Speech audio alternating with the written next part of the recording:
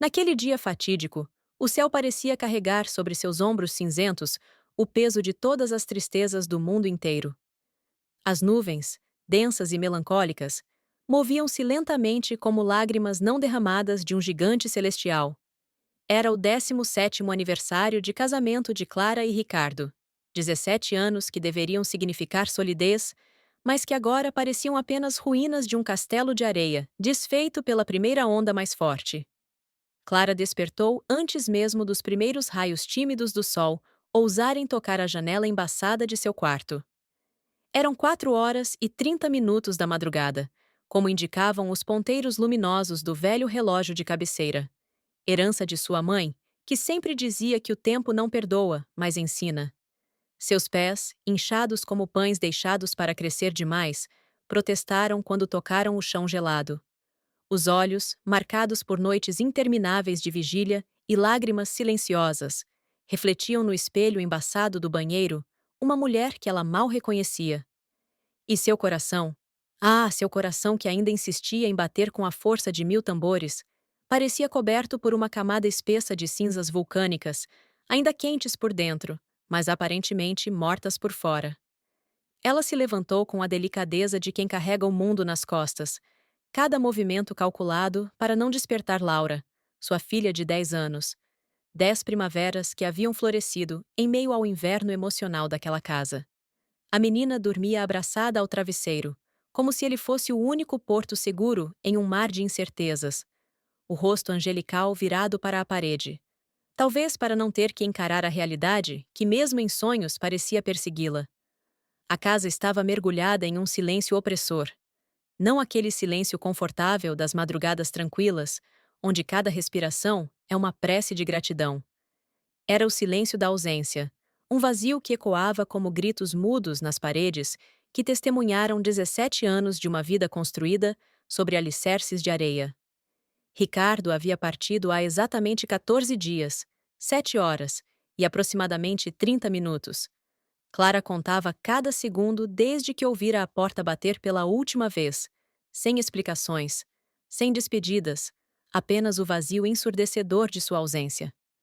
Com movimentos automáticos de quem repete o mesmo ritual há anos, Clara vestiu seu uniforme azul claro desbotado, o mesmo que usava há 3 anos, desde que começara a trabalhar na padaria do bairro.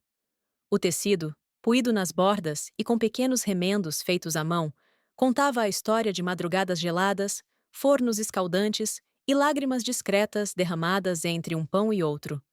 Amarrou os cabelos castanhos, antes brilhantes como castanhas recém-colhidas, agora opacos como folhas secas de outono, em um coque tão apertado que parecia querer conter não apenas os fios rebeldes, mas também os pensamentos que insistiam em escapar. Na cozinha modesta, onde cada azulejo rachado contava uma história de tempos melhores, Clara preparou o café da manhã para Laura com o mesmo cuidado de sempre. 2 fatias de pão. Não 3, pois o dinheiro estava curto. Manteiga aplicada com parcimônia. E um copo de leite morno que ela aquecera no fogão, porque o micro-ondas quebrara há 2 meses e não havia dinheiro para o conserto. Enquanto a menina comia em silêncio, mastigando devagar como quem não tem pressa de enfrentar mais um dia, Clara observava suas mãos pequenas e delicadas, tão parecidas com as de Ricardo que chegava a doer. Os mesmos dedos longos, as mesmas unhas quadradas, o mesmo jeito de segurar a xícara com os 2 dedinhos levantados. O aperto que sentiu no peito naquele momento não vinha da fome. Havia muito ela aprendera a ignorar o ronco do próprio estômago. Vinha de algo mais profundo, mais visceral, uma saudade misturada com raiva, temperada com decepção e servida com uma porção generosa de amor não correspondido. Como podia sentir falta de alguém que a machucara tanto? Como podia seu coração traidor ainda procurar por ele nos cantos vazios da casa? Na noite anterior, em um ato de masoquismo emocional ou talvez de esperança teimosa, Clara não sabia mais distinguir. Ela havia preparado um bolo. Não qualquer bolo, mas aquele bolo. O mesmo bolo de chocolate com cobertura de brigadeiro que fizera em seu primeiro aniversário de casamento, quando ainda acreditavam que o amor conquistaria tudo. 3 ovos, 200 gramas de farinha, 100 gramas de chocolate em pó, uma xícara de açúcar. Cada ingrediente medido com a precisão de quem executa um ritual sagrado. As 17 velas, uma para cada ano de união, ou desunião, como preferir, ainda esperavam intocadas em cima do bolo, como soldados em formação, aguardando uma batalha que talvez nunca acontecesse. Porque, apesar de tudo, apesar das traições sussurradas em conversas de madrugada ao telefone, apesar das roupas com perfume de outra, apesar das desculpas esfarrapadas e das noites solitárias, Clara ainda acreditava. Não em Ricardo. Essa ilusão morrera na terceira vez que encontrara mensagens comprometedoras em seu celular. Ela acreditava em algo maior, mais profundo, na dignidade intrínseca de todo ser humano, na capacidade de renascimento, na possibilidade remota mas real de que um dia, talvez não hoje, talvez não amanhã, mas um dia, as coisas poderiam ser diferentes. Acreditava, sobretudo, que merecia ser amada de verdade, com a intensidade de 1000 sóis, não apenas usada como cenário conveniente para a vida medíocre de outro. Na padaria, Pão Nosso de Cada Dia, nome escolhido pela proprietária em um momento de fervor religioso, o trabalho era uma sinfonia de dor e beleza. As mãos de Clara, antes macias como pétalas de rosa, agora rachavam com o frio cortante do inverno que se aproximava e o calor infernal dos 3 fornos industriais que nunca descansavam. Cada rachadura em sua pele era um verso não escrito de um poema de sobrevivência. Ela servia pães ainda fumegantes, que pareciam exalar não apenas vapor, mas promessas de conforto. Atendia clientes apressados que mal erguiam os olhos de seus celulares, homens de terno que reclamavam da demora de 30 segundos, mulheres que pediam o café bem quente, mas não muito, crianças que deixavam migalhas por toda parte. Clara limpava mesas sujas com a paciência de uma santa, recolhia xícaras abandonadas como se fossem corações partidos, precisando de cuidado. E sorria. Sempre sorria, mesmo quando seus olhos gritavam por socorro. Dona Marta, a proprietária, era uma fortaleza ambulante de 68 anos. Viúva há exatos 23 anos, carregava sua dor com a elegância de uma rainha destronada que se recusa a abdicar completamente. Seus cabelos, brancos como neve recém-caída, estavam sempre presos em um coque impecável. Suas mãos, marcadas por décadas de trabalho, moviam-se com a precisão de uma maestrina regendo a orquestra do cotidiano. Ela tinha um ditado para cada ocasião, mas seu favorito, repetido como um mantra todas as manhãs, era: quem trabalha com as mãos limpas e o coração puro, nunca se perde no caminho, mesmo que o destino insista em esconder as placas. Clara agarrava-se a essas palavras como um náufrago a um pedaço de madeira flutuante. Gostava da ideia quase revolucionária de que o esforço honesto podia, de alguma forma incompreensível, redimir não apenas a pessoa, mas o mundo ao seu redor. Era uma fé pequenininha, do tamanho de um grão de mostarda, mas era sua. Ao meio-dia em ponto, quando o sol tentava timidamente furar as nuvens cinzentas, sem muito sucesso, enquanto Clara arrumava os croissants dourados na vitrine com a meticulosidade de quem monta um quebra-cabeça, algo capturou sua atenção. Do outro lado da rua, parado como uma estátua esquecida pelo tempo, havia um homem. Ele usava um casaco marrom que já fora elegante em tempos melhores, agora surrado como as esperanças de quem o vestia. As calças, rasgadas na altura dos joelhos, contavam histórias de quedas e levantadas.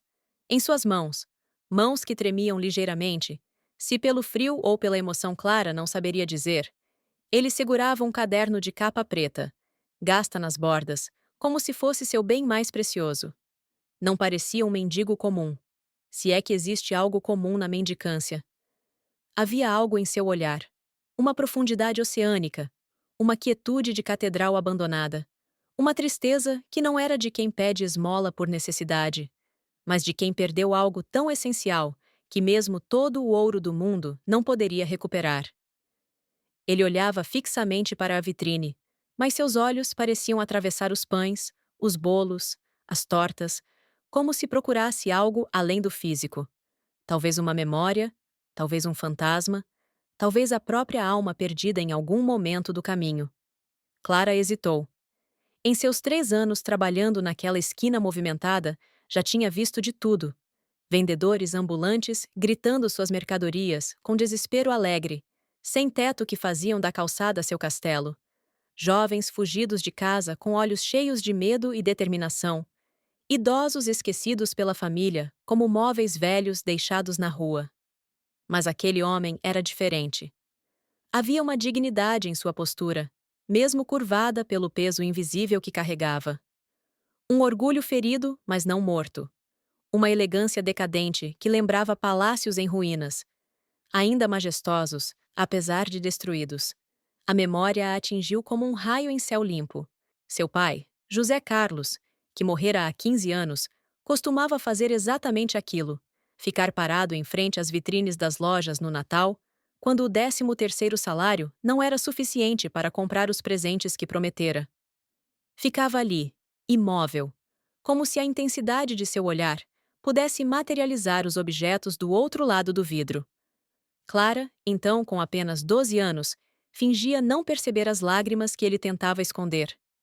Sem pensar 2 vezes, porque há momentos em que pensar demais é trair o coração.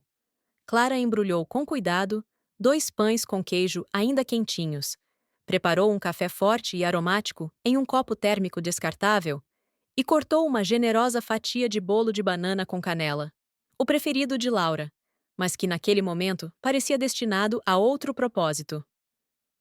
Dona Marta, vou dar uma saída rápida, anunciou, já na porta.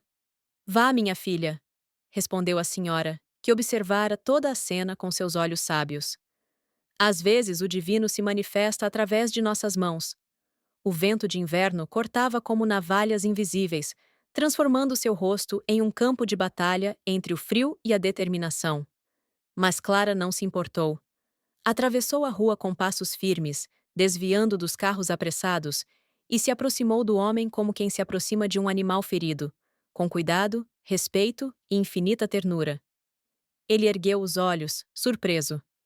Eram castanhos profundos, como chocolate amargo derretido, com olheiras que falavam de 1001 noites sem sono, de pesadelos que se recusavam a permanecer no reino dos sonhos. Aqui está, disse Clara, estendendo o embrulho com as 2 mãos, como uma oferenda. Está quente. Coma antes que o frio roube seu calor. O homem olhou para o embrulho, depois para ela, depois novamente para o embrulho, como se não conseguisse processar o gesto. Seus lábios se moveram algumas vezes antes que qualquer som saísse. Quando finalmente falou, sua voz era rouca como lixa, mas suave como veludo. Obrigado. Mas, por quê? Por que eu? Clara deu de ombros, um gesto simples que carregava o peso de toda a sua filosofia de vida. Porque você parece precisar.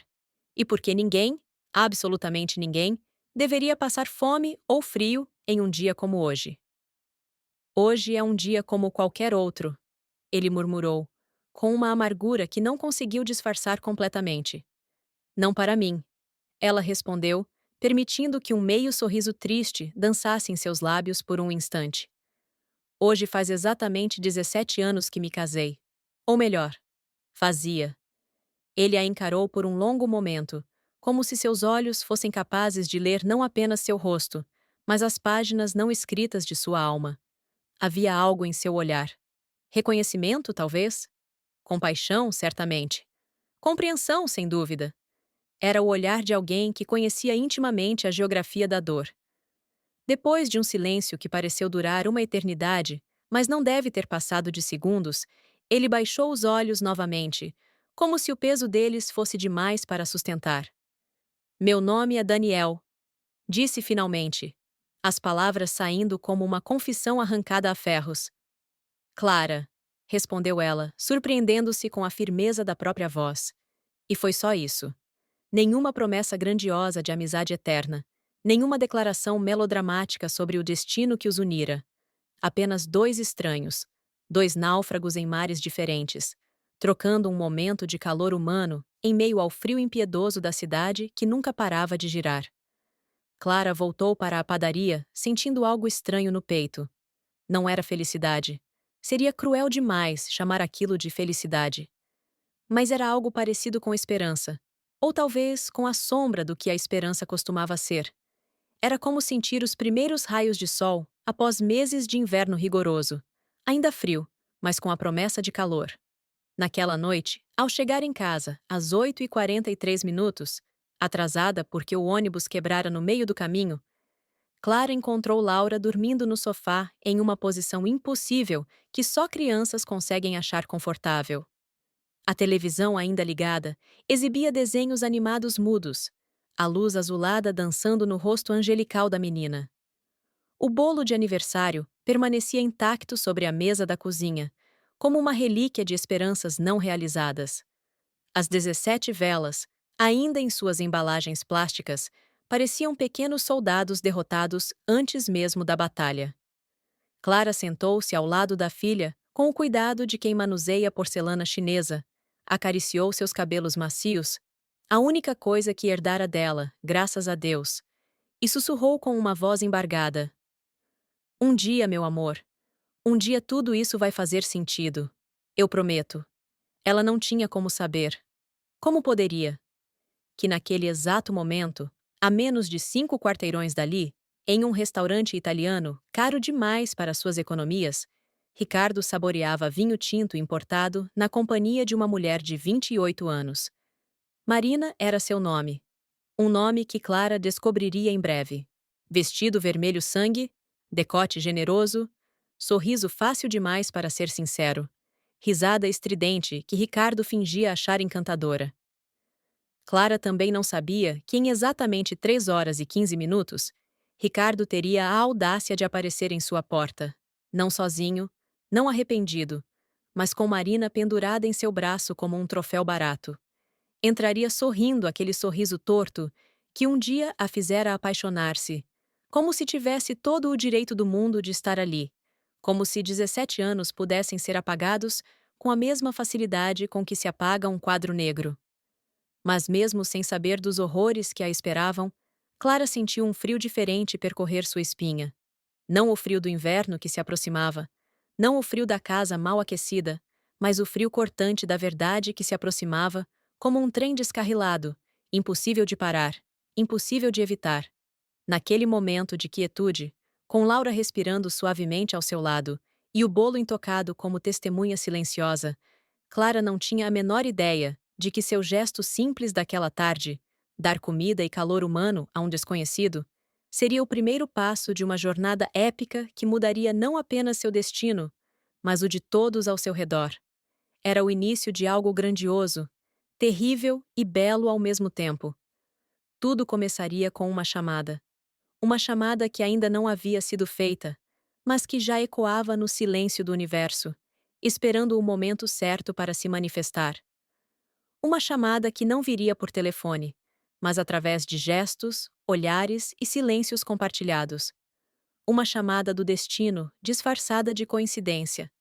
Nos dias que se seguiram ao encontro com Daniel, Clara manteve sua rotina com a disciplina de um soldado em guerra.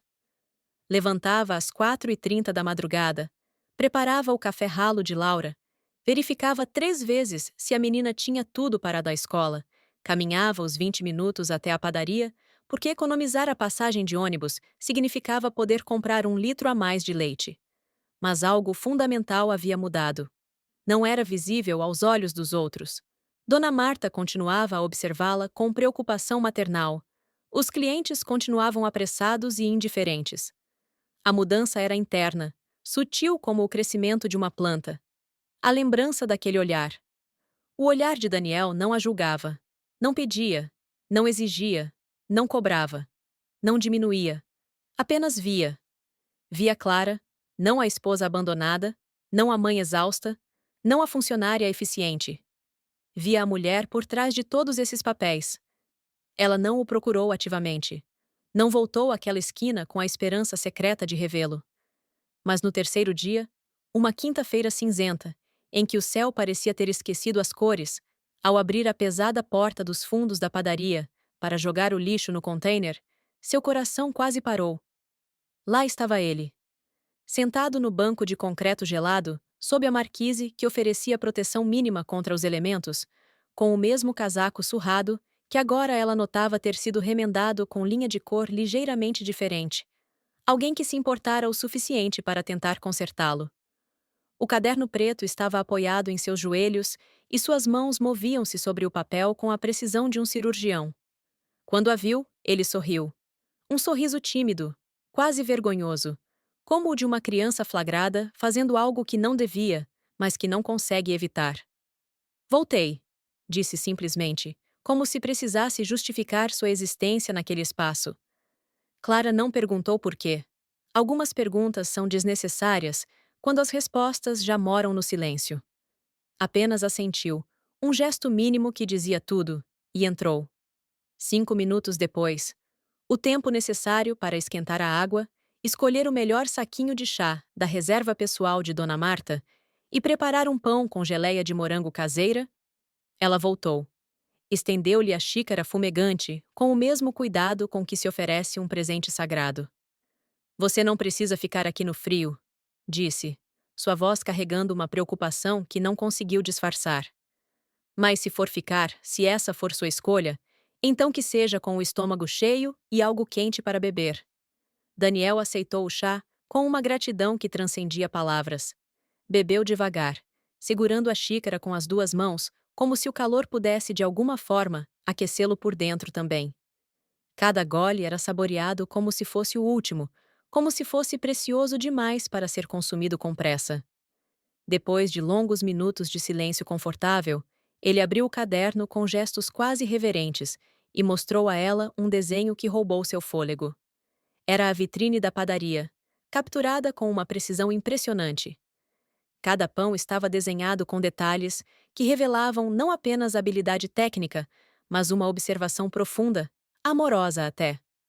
Os jogos de luz e sombra criavam uma atmosfera quase mágica. E ao fundo, discreta, mas inconfundível, havia uma silhueta feminina.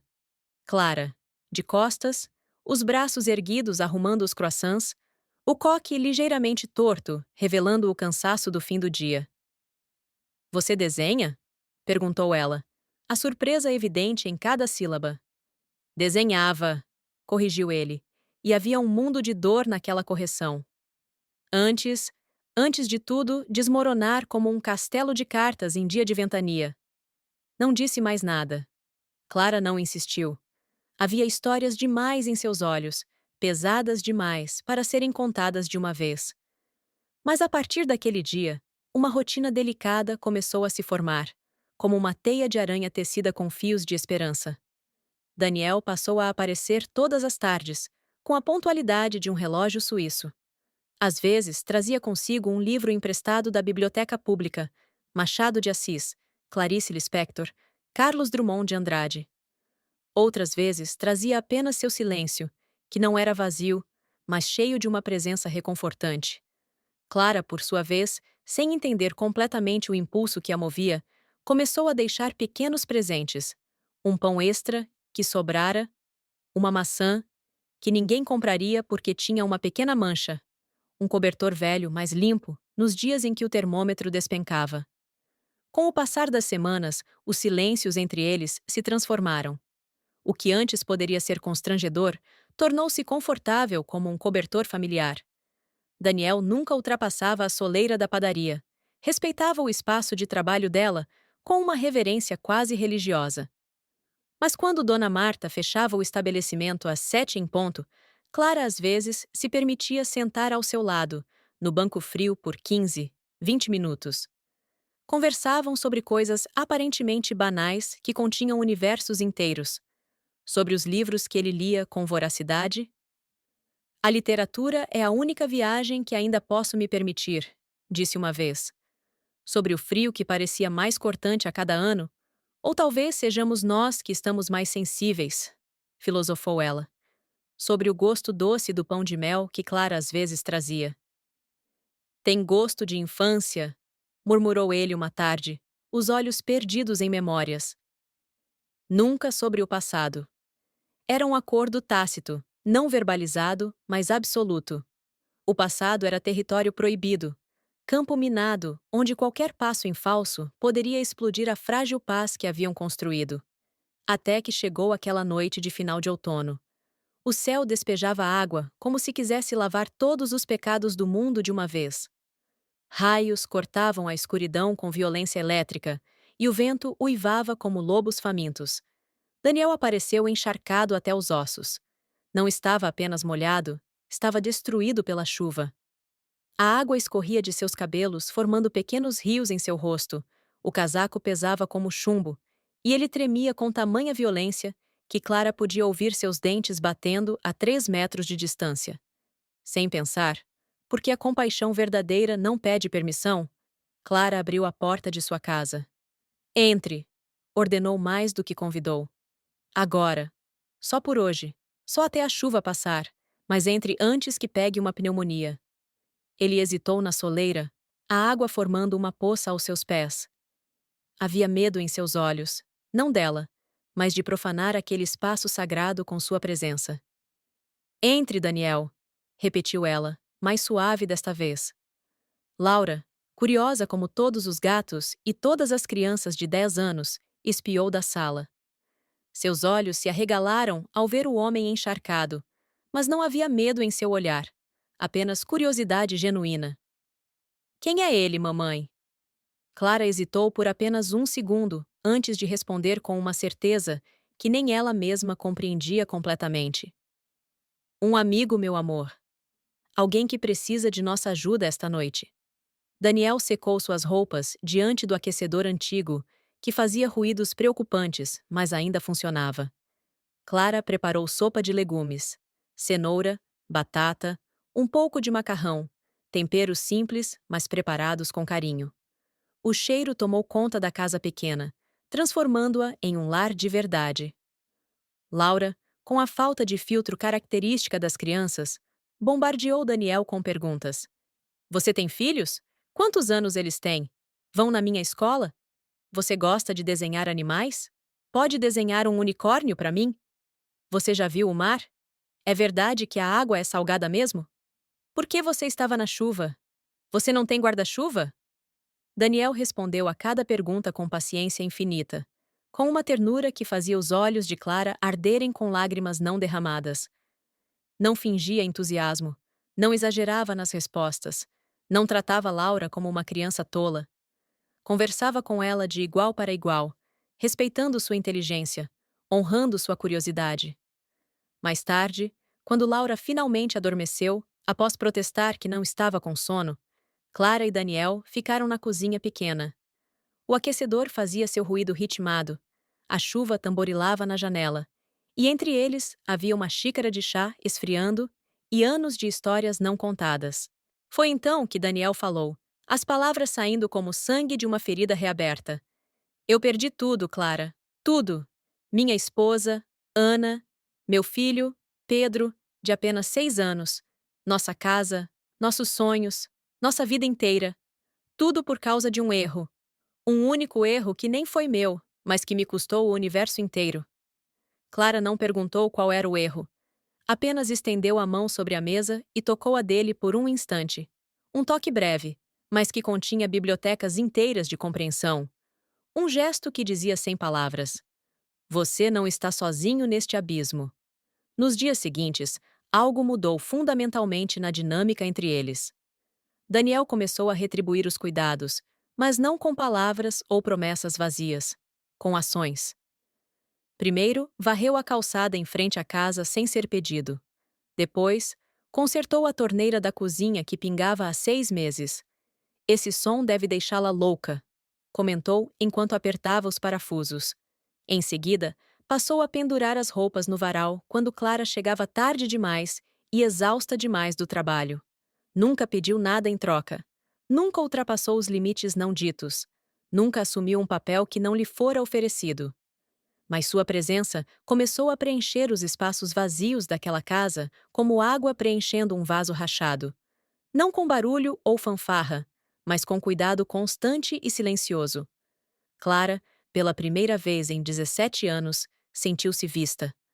Não como a esposa de Ricardo, não como a mãe de Laura, não como a funcionária confiável de Dona Marta, mas como Clara.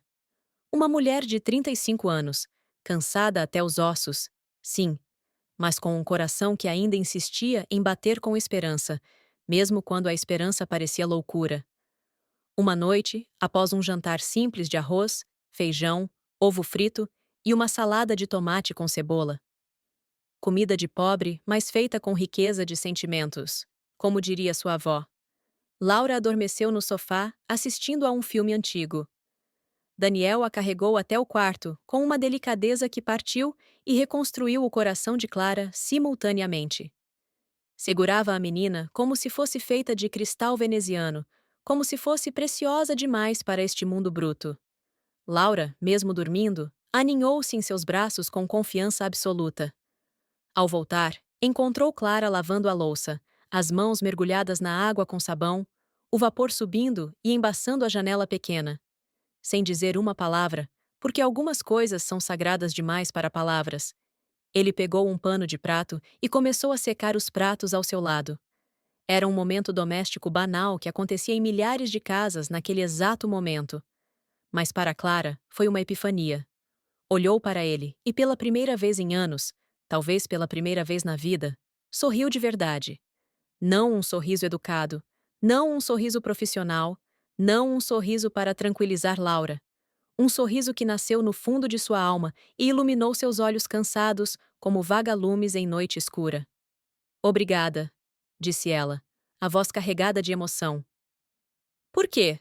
Perguntou ele, erguendo uma sobrancelha com um meio sorriso que o fazia parecer anos mais jovem. Por estar aqui. Por ser você. Daniel não respondeu com palavras. Palavras seriam insuficientes, patéticas até, diante da magnitude do momento. Em vez disso, segurou sua mão. A mão direita dela ainda úmida da água com sabão. Por exatos 3 segundos. 3 segundos que continham uma promessa não verbalizada, mas absoluta. Enquanto você me permitir, enquanto você me quiser aqui, eu cuido de você. De vocês duas. Não houve beijos roubados no escuro. Não houve juras de amor eterno sussurradas ao luar. Não houve nada do que os romances baratos prometem. Houve algo muito mais profundo e real. Gestos cotidianos de cuidado. Um cobertor colocado sobre os ombros de Clara quando ela cochilava na poltrona após um dia particularmente exaustivo. Um copo d'água deixado em sua mesa de cabeceira para quando acordasse com sede no meio da noite. Um desenho novo no caderno a cada dia. Agora não mais melancólicos, mas cheios de vida. Laura rindo sob a jabuticabeira do quintal, Clara sorrindo enquanto amassava pão, as duas juntas em um abraço que transcendia o papel. Clara começou a perceber uma verdade fundamental que contradiz todos os contos de fadas. O amor verdadeiro não chega com fogos de artifício e fanfarras celestiais. Chega com pés descalços na cozinha fria, com mãos que consertam silenciosamente o que está quebrado, com presenças que não exigem entretenimento constante. O amor verdadeiro é silencioso como a neve caindo, constante como a respiração, confiável como o nascer do sol. E pela primeira vez desde que se casara com Ricardo naquela tarde de primavera há 17 anos, quando ainda acreditava que paixão e amor eram sinônimos, ela se sentiu verdadeiramente em casa. Não na casa de tijolos e telhas, que ainda pagava em prestações atrasadas, mas no lar que se constrói com respeito mútuo, com presença constante, com pequenos atos de coragem cotidiana que ninguém aplaude, mas que sustentam o mundo.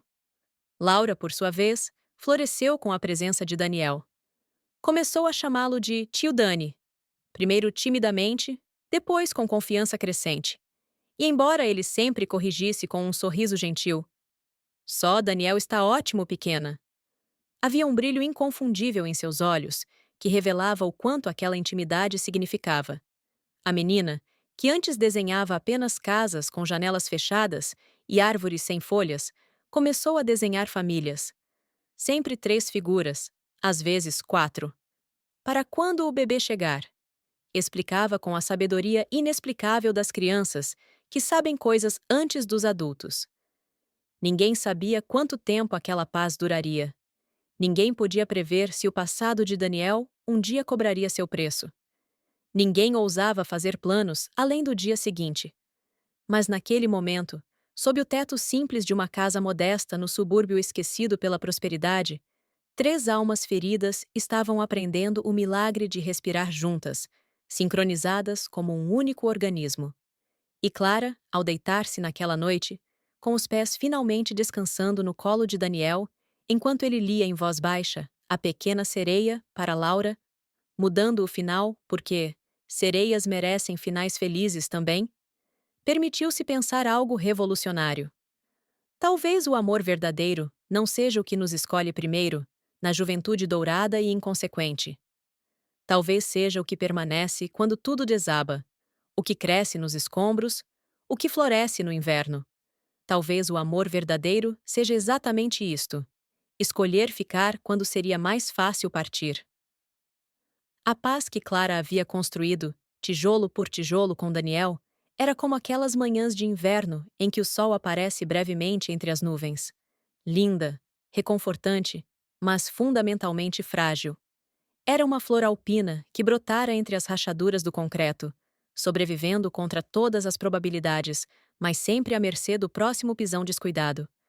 Ela sabia disso em algum lugar profundo de sua consciência, mas permitiu-se acreditar, mesmo que por um tempo limitado e precioso, que talvez, apenas talvez, o destino tivesse se cansado de brincar de carrasco e decidisse lhe dar uma segunda chance real. Até que chegou aquele sábado, 16 de agosto. Clara jamais esqueceria a data. O céu estava de um azul quase ofensivo, como se zombasse do que estava prestes a acontecer. Eram 3h17 da tarde, quando a campainha tocou. Ricardo estava parado na soleira da porta, mas não estava sozinho. A mulher ao seu lado era tudo o que Clara não era. Jovem, 28 anos no máximo, loira com mechas que custavam mais que a conta de luz de Clara, vestida com uma elegância estudada que gritava "Look at me" em cada detalhe. Usava um vestido azul marinho que abraçava suas curvas como uma segunda pele, sapatos de salto que a faziam parecer ainda mais alta e imponente, e segurava, o detalhe mais cruel, um buquê de rosas brancas, como se aquilo fosse uma visita de cortesia civilizada e não uma invasão bárbara. "Surpresa!" exclamou Ricardo, com uma voz que tentava soar alegre, mas transbordava desafio e crueldade mal disfarçada. Clara congelou. Não externamente. Externamente, ela permaneceu ereta, os ombros para trás, o queixo erguido. Mas por dentro, cada célula de seu corpo gritava em protesto. Laura, que brincava no quintal com Daniel, estavam plantando flores em vasos improvisados com latas velhas. Correu até a varanda ao ouvir a voz do pai. "Pai!"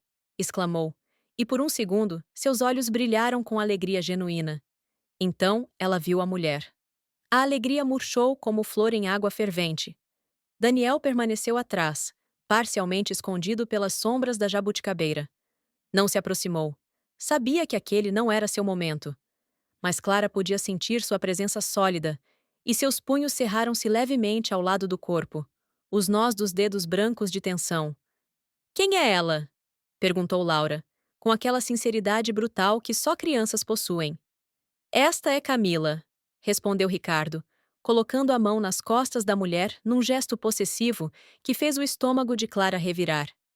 "Uma amiga muito, muito especial." Amiga. A palavra ricocheteou na mente de Clara, como uma bala perdida. Camila sorriu. Um sorriso largo demais, branco demais, falso demais, e estendeu o buquê como se fosse um prêmio de consolação. "Feliz aniversário de casamento, Clara", disse com uma voz melosa, que não combinava com o brilho calculista em seus olhos. "Ricardo me contou tudo sobre vocês. Que lindo que ainda comemoram, mesmo com... Bem, com tudo o que aconteceu. É tão moderno isso, não é?" Clara não tocou nas flores. Deixou Camila ali, com o braço estendido feito uma estátua ridícula. Seu rosto permaneceu impassível como mármore, mas por dentro 1000 vulcões entravam em erupção simultânea. Não pela surpresa da traição, essa música ela já conhecia de cor. Era a audácia que a destruía, a falta absoluta de vergonha. O fato de ele ter trazido aquela mulher para dentro do espaço, que mesmo quebrado e remendado, ainda era sagrado para ela e Laura. "Entrem", disse Clara finalmente, com uma calma que surpreendeu até a si mesma. Era a calma do olho do furacão, a quietude antes do tsunami. Os convidados começaram a chegar logo depois.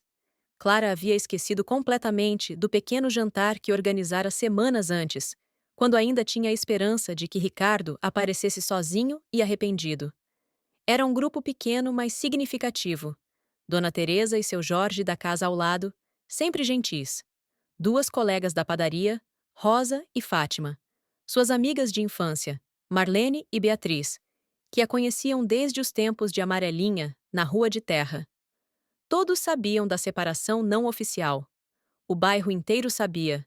Segredos não existem, onde as paredes são finas e as janelas ficam abertas no verão. Agora, com Ricardo ali, pavoneando-se ao lado de Camila, como um galo em galinheiro novo, o clima tornou-se denso como melado, elétrico como os segundos antes de um raio cair. Camila circulava entre os convidados, com a desenvoltura de uma atriz em seu palco. Distribuía sorrisos calculados, contava piadas que só ela achava graça, elogiava a casa, tão aconchegante, tão rústica. Chamava Laura de Princesa Linda, com uma familiaridade que fez a menina se encolher. Parecia tudo ensaiado, como uma peça de teatro ruim, onde os atores sabem o texto, mas não entendem os personagens. E aos poucos, como uma sinfonia desafinada ganhando volume, os sussurros começaram. Será que é a nova namorada? Mas ele ainda é casado, não é? Coitada da Clara. Que descaramento! Como ele tem coragem! Clara servia refrigerante aguado e bolo. O mesmo bolo de aniversário que fizera com Esperança, agora transformado em símbolo de sua ingenuidade. Em silêncio monástico. Os olhos fixos no chão, contando os passos, contando os segundos, contando até quanto sua dignidade aguentaria antes de implodir. Até que ouviu. Clara estava na cozinha pegando mais pratos, quando a voz de Camila, doce como veneno, flutuou até ela. Ricardo me contou que Clara é praticamente uma santa. Mas, sabe como é? Uma pausa calculada para efeito dramático. Às vezes santos também cansam os outros. Ninguém aguenta a perfeição o tempo todo. É sufocante, na verdade. Foi a gota d'água no oceano de humilhações. Clara parou de respirar por um segundo. 2, 3. Então respirou fundo, enchendo os pulmões como se fosse mergulhar em águas profundas. Colocou os pratos de volta no armário com cuidado meticuloso. Ajeitou o avental. Passou as mãos pelos cabelos e caminhou de volta para a sala com a determinação de um gladiador entrando na arena. Parou no centro exato da sala. O silêncio caiu como uma cortina de chumbo. Até Ricardo, em toda sua arrogância, pareceu pressentir que algo monumental estava prestes a acontecer. Vocês querem saber a verdade?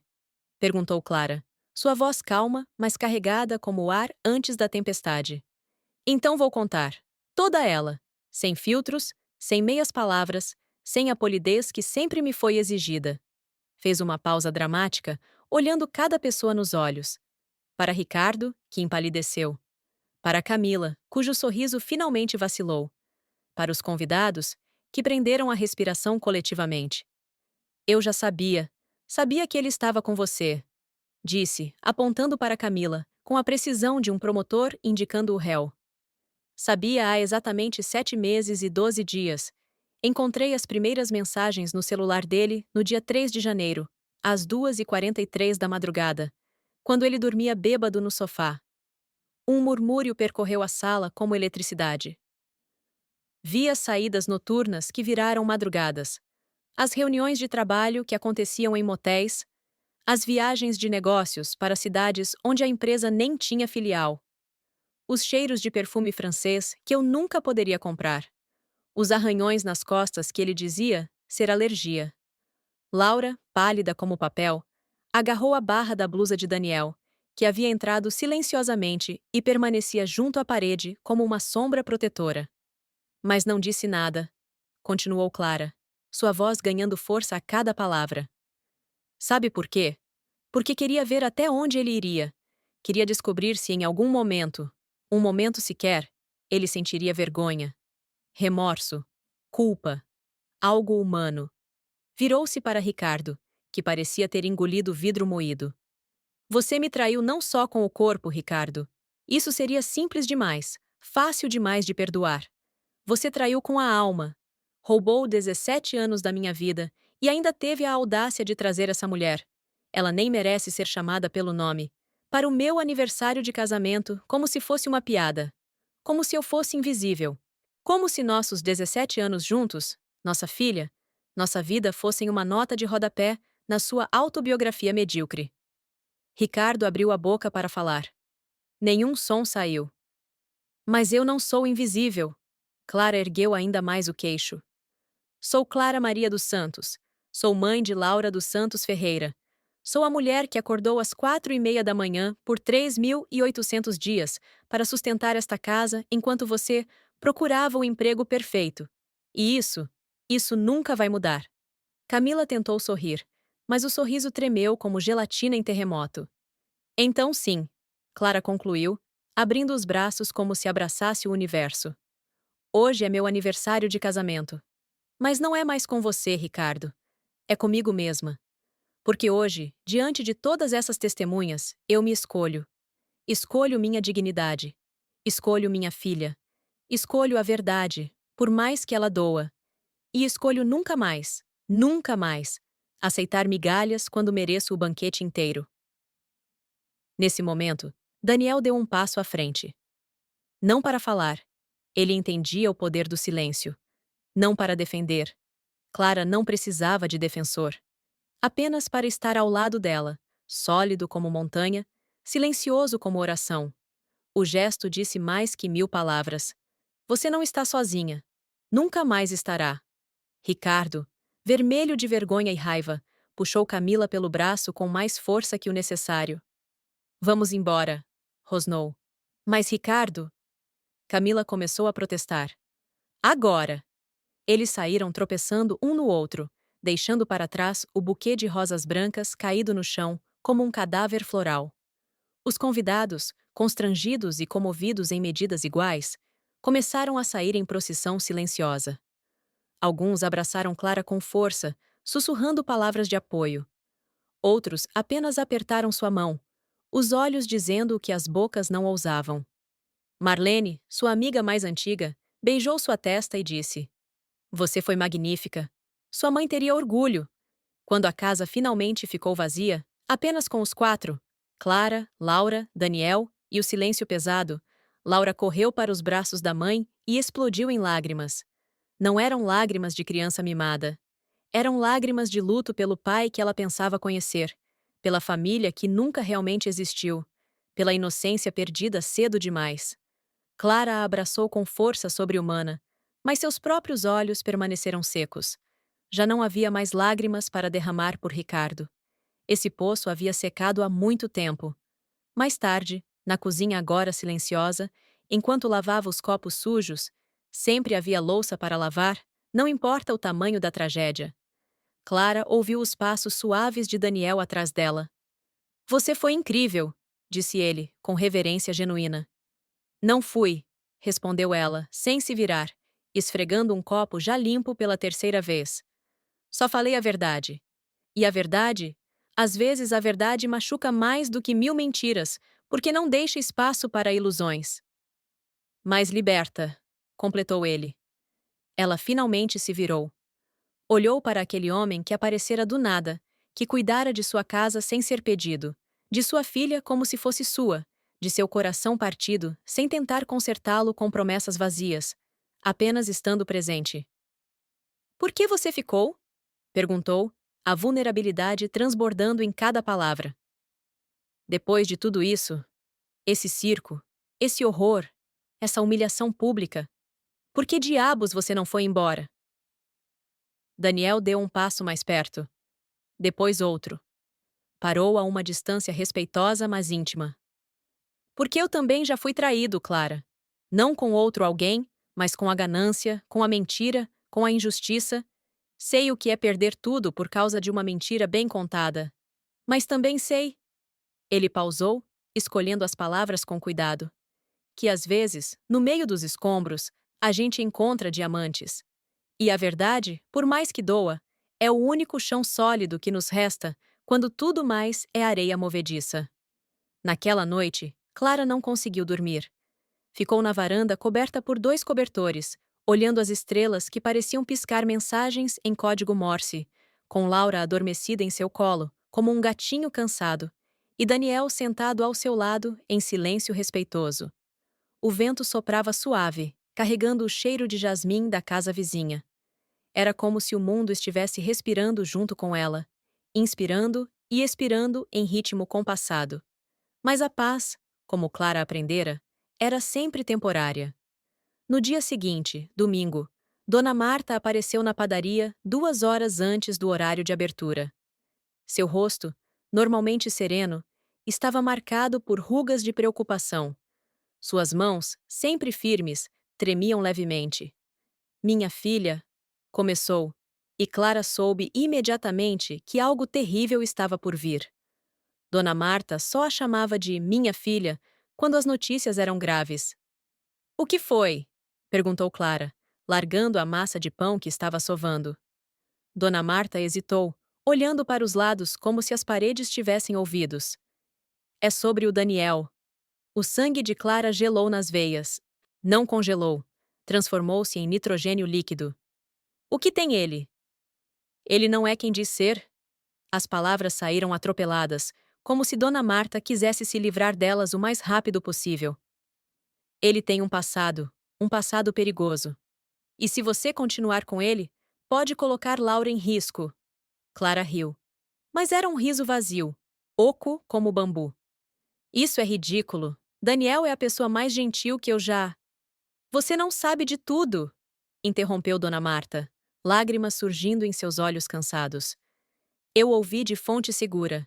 Minha sobrinha que trabalha na delegacia, ela viu o rosto dele em um boletim de procurados. Disse que ele é procurado por fraude, por desaparecimento suspeito. Talvez até pior. Clara sentiu o chão desaparecer. Não literalmente, mas a sensação era a mesma de pisar em falso numa escada escura. Quem te disse isso exatamente? Marina, minha sobrinha. Ela trabalha no arquivo da polícia há 15 anos. Nunca mentiu para mim. Ela disse. Dona Marta baixou ainda mais a voz. Disse que ele pode ter sido envolvido com a máfia, que a família dele morreu em circunstâncias suspeitas, que ele fugiu deixando um rastro de destruição. Clara sentiu cada palavra como um soco no estômago. Não porque acreditou imediatamente, mas porque, pela primeira vez, duvidou. Naquela noite, quando Daniel chegou com seu sorriso suave e um livro novo para ler para Laura, Clara não o deixou entrar. Vá embora, disse da porta, sua voz fria como o vento que cortava entre eles. Clara, o que houve? Perguntou ele, genuinamente confuso. Laura está bem? Aconteceu algo? Não minta para mim. Ela praticamente cuspiu as palavras. Por favor, se resta um pingo de decência em você, não minta. Se há algo que você não me contou, diga agora. Daniel empalideceu como se tivesse visto um fantasma. Não, como se tivesse se tornado um fantasma. Clara, eu... Há um boletim de procurados com seu rosto? Disparou ela, as lágrimas finalmente caindo como chuva ácida. Você é um fugitivo? Um criminoso? Eu abri minha casa, meu coração, expus minha filha a você e agora descubro que talvez tenha colocado ela em perigo? Clara, por favor, me ouça! Não! Ela gritou, e Laura apareceu assustada no corredor. Vá embora, Daniel. Agora! E nunca mais volte! Daniel ficou parado por longos segundos que pareceram horas. Seus olhos, aqueles olhos castanhos que sempre foram gentis, agora transbordavam uma dor antiga, profunda, familiar. Finalmente, ele assentiu. Um gesto mínimo, derrotado. Virou as costas e caminhou rua abaixo, cada passo mais lento que o anterior, como se estivesse caminhando através de melaço, como se cada metro de distância custasse um pedaço de sua alma. Clara fechou a porta e deslizou até o chão, soluçando. Laura correu até ela, os olhinhos arregalados de medo. Mamãe, o tio Dani foi embora. Por quê? Clara não conseguiu responder. Apenas abraçou a filha e chorou mais ainda. Lágrimas por Daniel, por Ricardo, por si mesma, por todas as vezes que confiara e se machucara, por todas as vezes que o mundo provara que não existiam finais felizes. Naquela noite, a casa voltou a ser silenciosa. Mas não era mais o silêncio da ausência de Ricardo. Aquele ela aprendera a suportar. Era o silêncio da desconfiança, do medo, da possibilidade terrível de ter amado outro homem que não era quem dizia ser. E Clara, sozinha na cama fria enquanto a madrugada se arrastava, permitiu-se pensar o impensável. Será que eu perdi o único homem que realmente me viu? Ou será que escapei de outro predador disfarçado de cordeiro? A dúvida, descobriu, era pior que a certeza. Porque a certeza, mesmo quando dolorosa, ao menos oferece um chão onde pisar. A dúvida é areia movediça. Quanto mais você se debate, mais afunda. As semanas seguintes foram um purgatório particular de Clara. Acordava todas as manhãs com o mesmo peso no peito. Um peso que não vinha apenas da ausência de Daniel, mas da dúvida que Dona Marta plantara e que crescia como erva daninha, sufocando qualquer tentativa de paz. Ela tentou, com determinação quase violenta, apagar Daniel de sua vida. Jogou fora os desenhos que ele deixara. Não, não jogou. Guardou numa caixa no alto do armário, onde não precisaria vê-los, mas saberia que estavam lá. Dobrou o cobertor que ele usava nas noites frias e o escondeu no fundo da gaveta. Evitava olhar para o banco sob a marquise onde ele costumava sentar esperando por ela. Mas memórias não respeitam tentativas de exorcismo. Cada xícara de chá trazia de volta suas conversas quietas. Cada prato lavado lembrava das mãos dele secando a louça ao seu lado. Cada passo no corredor ecoava com o som dos pés descalços dele, carregando Laura adormecida para sua cama. Laura sentia a mudança com a sensibilidade sismográfica das crianças. Parou de sorrir com a mesma frequência. Os desenhos coloridos deram lugar a rabiscos monocromáticos. À noite, perguntava com voz pequena: Mamãe, ele vai voltar? Clara nunca sabia o que responder. Como explicar para uma criança de 10 anos que o mundo é cheio de pessoas que não são quem parecem ser? Como protegê-la da verdade sem mentir? Então, abraçava a filha e dizia a única coisa que podia: Não sei, meu amor. Mas estamos bem. Só nós duas.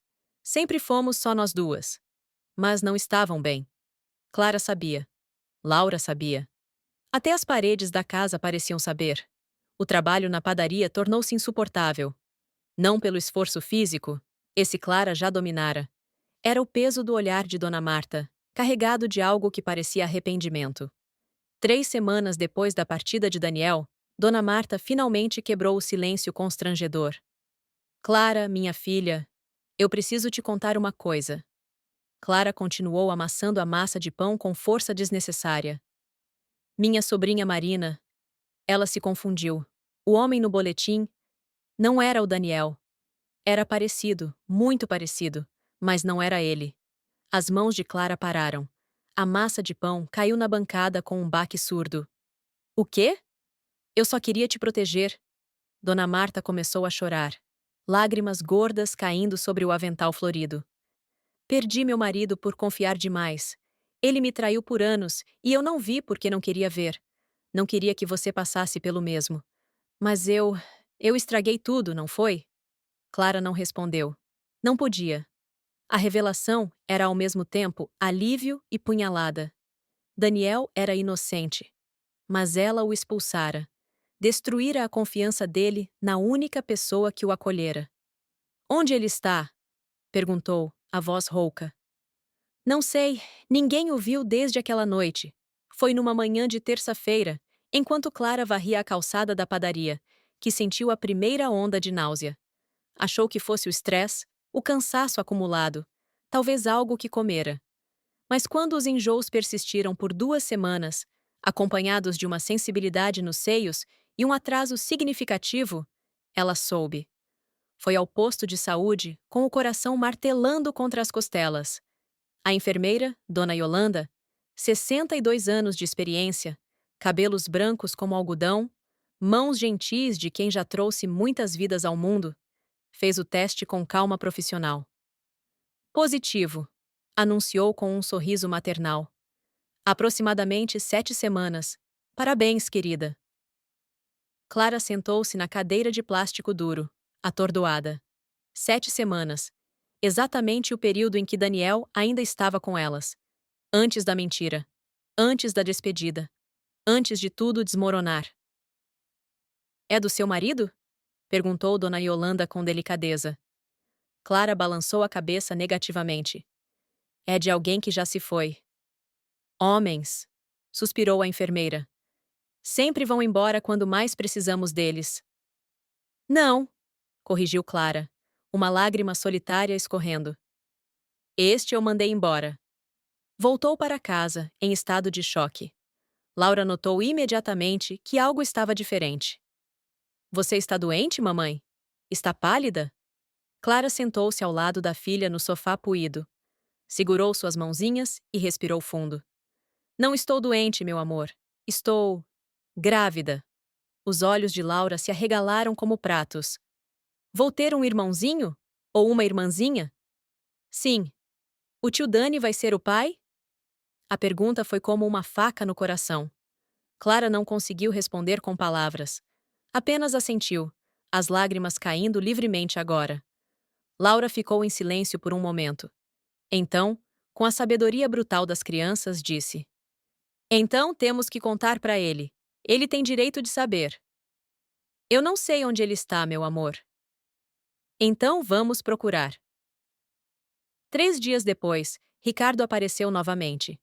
Sozinho desta vez, com flores murchas, sempre flores murchas, como se comprasse as mais baratas da floricultura, e um ar de arrependimento tão falso quanto suas promessas. Ouvi dizer que você está grávida, disse sem nem cumprimentar. Clara cruzou os braços sobre o ventre ainda plano. E daí? Esse filho é meu? Não, respondeu com firmeza que a surpreendeu. É de um homem que me respeitou, que me viu, algo que você nunca fez em 17 anos. Ricardo riu.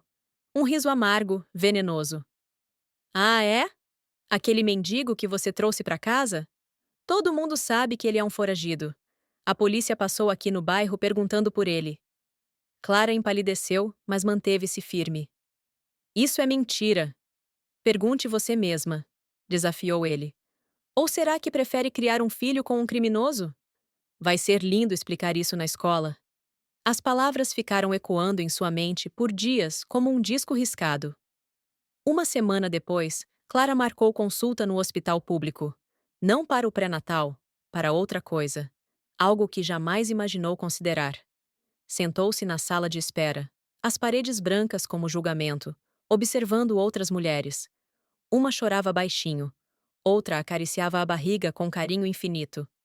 Uma terceira olhava para o vazio com olhos mortos. Quando a enfermeira a chamou, Clara entrou na sala com pernas de gelatina. O médico, doutor Ramon, 55 anos, bigode grisalho que ele alisava quando nervoso, olhos que já tinham visto demais, explicou o procedimento com voz neutra. É seguro. Rápido. Você tem certeza da sua decisão? Clara olhou para suas mãos. Mãos que trabalhavam. Mãos que cuidavam. Mãos que acariciavam Laura quando tinha pesadelos. Instintivamente, colocou-as sobre o ventre. E naquele momento, sentiu algo. Não movimento. Era cedo demais. Foi uma certeza. Uma voz interna, pequena, mas inabalável, que disse: Este bebê é parte da verdade. Não da mentira. É parte do amor. Não do abandono. Lembrou-se de Daniel segurando a mão de Laura enquanto ela fazia a lição de casa. De seus olhos quando disse: Enquanto você me permitir, eu cuido de você. Do caderno de desenhos onde cada traço era um ato de amor. Do chá compartilhado em silêncio. Das noites lendo histórias. Do cuidado constante e silencioso. E pensou: Se eu acabar com esta vida, estou dizendo que o que vivemos não valeu nada. Estou dizendo que foi erro, não amor. Levantou-se devagar, as pernas ainda trêmulas, mas a decisão sólida. Não, disse, a voz ganhando força a cada palavra. Eu não vou fazer isso. Dr. Ramon assentiu, e havia algo como aprovação em seus olhos cansados. Às vezes, disse ele guardando os instrumentos, a coragem não está em seguir em frente com o fácil, mas em escolher o difícil quando é o certo. Escolher a vida quando tudo ao redor grita morte. Isso é verdadeira bravura. Clara saiu do hospital com os olhos secos, mas o coração leve. Pela primeira vez em semanas, sentiu que estava fazendo a escolha certa. Não por Daniel. Ele talvez nunca soubesse. Não por Ricardo. Ele não merecia nem seus pensamentos. Não pela sociedade, que a julgaria de qualquer forma. Por ela. Por Laura. Por aquela vida teimosa que insistia em existir mesmo no inverno mais rigoroso. Naquela noite, contou a Laura sobre a decisão definitiva. Vamos ter este bebê. Vai ser difícil, vai ser complicado, mas vamos conseguir. Laura sorriu pela primeira vez em semanas. E o tio Dani, ele vai saber? Clara olhou pela janela para a rua vazia onde ele costumava caminhar. Espero que sim, meu amor. Espero que sim. Porque este bebê é parte dele também. Nos meses seguintes, Clara mergulhou nos preparativos com determinação renovada. Não tinha muito dinheiro, mas tinha mãos habilidosas. Começou a costurar roupinhas com retalhos que Dona Marta lhe deu. A senhora aparecia toda semana com um saco de tecidos, pedindo desculpas com os olhos, mesmo quando a boca ficava calada.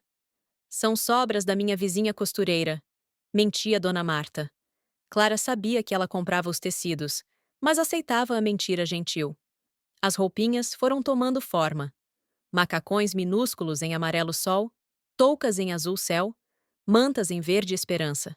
Cada ponto era uma oração, cada costura um ato de fé.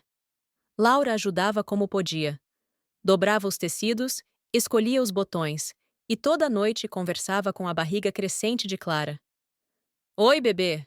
Sou sua irmã mais velha. Você vai gostar daqui, apesar de tudo. Mamãe é forte. E talvez, quem sabe, quando você nascer, o tio Dani volta para conhecer você. A barriga crescia como lua cheia, redonda e pesada. Com ela, crescia também a certeza de Clara de que fizera a escolha certa.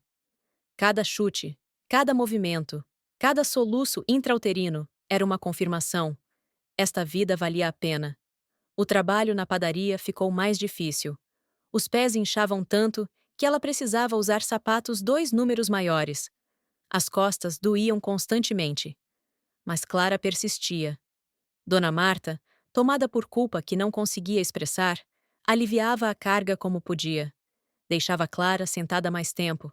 Não reclamava quando ela precisava ir ao banheiro pela 10ª vez. Preparava chá de ervas para as náuseas. Os clientes regulares notavam a barriga crescente. Alguns sussurravam. Outros ofereciam parabéns constrangidos. Uma senhora, Dona Conceição, chegou a perguntar: E o pai, querida? Está feliz? O pai não está mais conosco, respondeu Clara simplesmente. Que Deus o tenha. Ele não morreu, corrigiu Clara. Só partiu. Às vezes é a mesma coisa, filosofou a senhora. Mesmo sem admitir, Clara procurava por Daniel. Não ativamente. Não tinha tempo nem energia para isso. Mas seus olhos sempre varriam as ruas quando andava. Sempre checava o banco sob a marquise. Sempre esperava, contra toda a lógica, vê-lo parado na esquina com seu caderno preto. Laura era mais direta. Fez cartazes à mão. Procura-se tio Dani. Favor avisar Laura.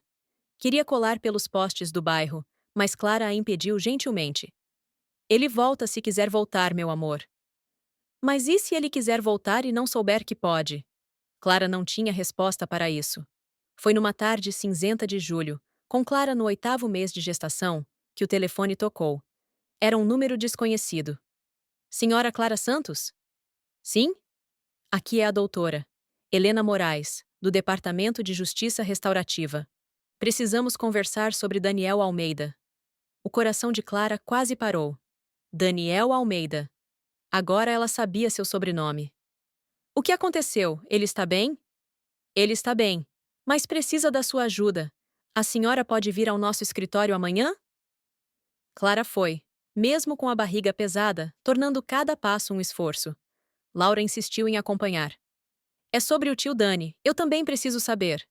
O escritório da doutora Helena Moraes ficava no terceiro andar de um prédio governamental, no centro da cidade. Clara subiu os degraus devagar, uma mão apoiando a barriga de 8 meses, a outra segurando firmemente a mão de Laura. Cada degrau parecia uma montanha, não apenas pelo peso físico, mas pela ansiedade do que descobriria. A doutora Helena era uma mulher de 50 e poucos anos que carregava sua autoridade com elegância natural. Cabelos prateados cortados em um chanel impecável, óculos de armação delicada, um terno cinza que gritava competência sem precisar gritar. Mas seus olhos, castanhos esverdeados como folhas de outono, transmitiam compaixão genuína.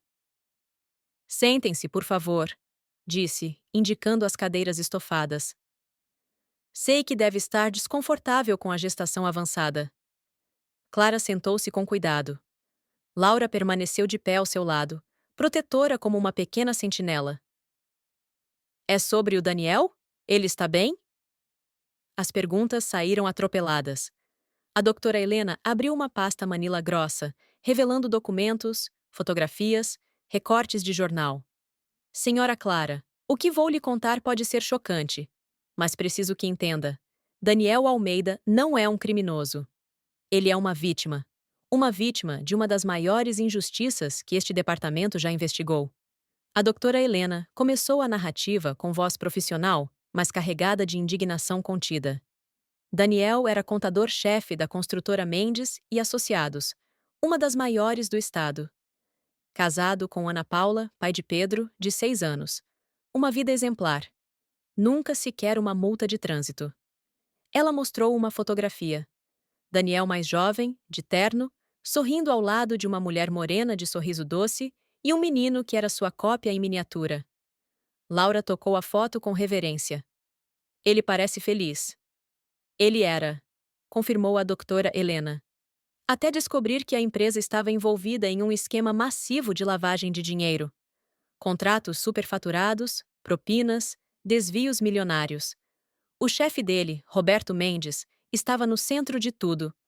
Clara ouviu em silêncio, o coração apertado. Daniel tentou fazer a coisa certa.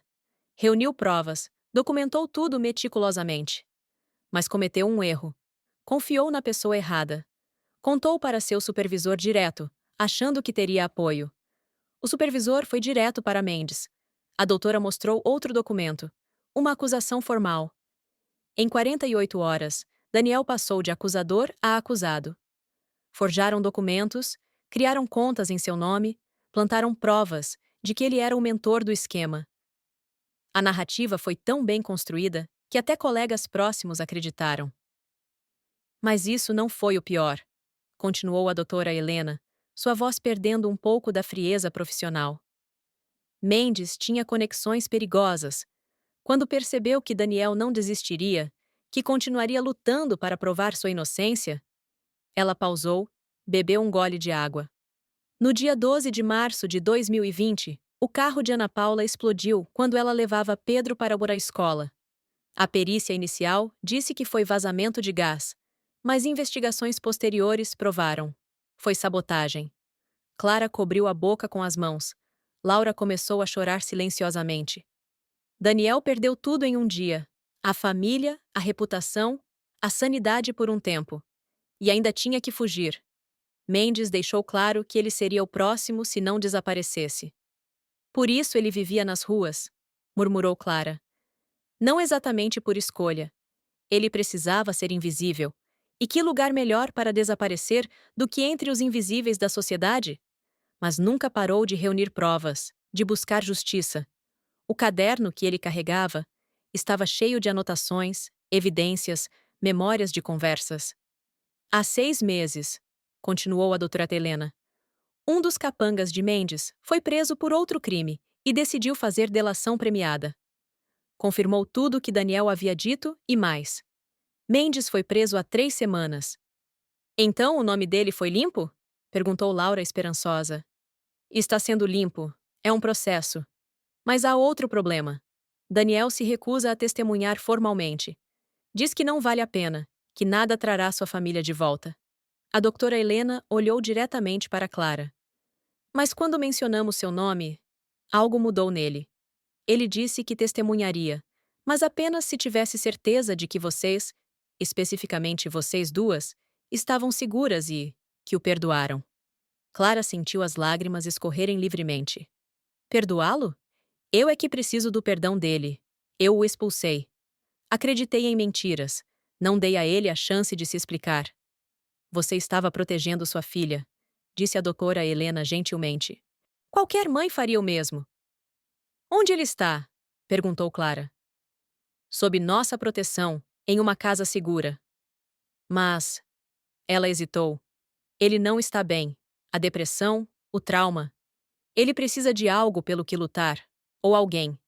Naquela mesma noite, às 8h33, Clara jamais esqueceria a hora. Houve uma batida suave na porta. Daniel estava parado ali. Não mais com roupas rasgadas, mas com calças simples e uma camisa de flanela limpa. O rosto barbeado revelava maçãs do rosto mais proeminentes. Emagrecera. Os olhos, aqueles olhos castanhos que ela sonhava, e dos quais fugia em partes iguais, estavam fundos, cansados, mas ainda gentis. Posso entrar? Perguntou, a voz rouca de desuso. Clara não conseguiu falar. Apenas abriu a porta. Laura passou por ela como um míssil teleguiado e abraçou Daniel com força suficiente para quebrar costelas. Você voltou, o bebê vai te conhecer. Mamãe está grávida e é seu bebê, e nós sentimos tanto sua falta e... As palavras saíam em torrente, enquanto ela soluçava contra a camisa dele. Daniel segurou Laura com o mesmo cuidado de sempre, como se ela fosse feita de cristal veneziano. Mas seus olhos estavam fixos em Clara. Mais especificamente, em sua barriga proeminente. É verdade? Perguntou, a voz quase inaudível. Clara assentiu. 8 meses. É seu. Nosso! Daniel congelou. Por um momento terrível, Clara achou que ele fosse fugir de novo. Então, lentamente, como em câmera lenta, ele caiu de joelhos. Não dramaticamente. Daniel nunca era dramático, mas como se as pernas simplesmente não conseguissem mais sustentá-lo. Eu sinto muito, disse, e agora estava chorando, lágrimas silenciosas escorrendo. Por tudo. Por não ter contado antes, por ter trazido perigo, por ter ido embora. Eu tinha tanto medo de perdê-las também. Você não nos deve explicações, disse Clara, ajoelhando-se com dificuldade ao lado dele. Mas eu as quero, todas elas, porque este bebê merece conhecer a verdade sobre o pai. E Laura merece entender por que o homem que ela ama teve que partir. Naquela noite, Daniel contou tudo. Cada detalhe doloroso. Sobre a empresa e as descobertas terríveis. Sobre a tentativa de fazer o certo e como isso custou tudo. Sobre a manhã em que beijou Ana Paula pela última vez, sem saber que seria a última. Sobre identificar os corpos. Sobre os meses vivendo como fantasma, dormindo em albergues quando conseguia vaga, em bancos de praça quando não conseguia. Sobre como o pão que Clara lhe dera naquele primeiro dia foi a primeira gentileza genuína que recebera em meses. Como seus pequenos gestos de cuidado o fizeram querer viver novamente, não apenas sobreviver. Você me deu esperança, disse ele, segurando as mãos de Clara. Quando eu já tinha aceito que esperança era luxo que não podia me permitir. Clara ouviu em silêncio, processando cada palavra. Depois, levantou-se com esforço, foi até o armário e voltou com o caderno preto. Você deixou isso, disse simplesmente. Daniel abriu. Na última página, além do desenho de Laura mostrando a família, havia algo novo. Desenhos feitos por Clara. Toscos, infantis comparados aos dele, mas cheios de sentimento. Daniel consertando a torneira. Daniel lendo para Laura. Daniel segurando uma xícara de chá.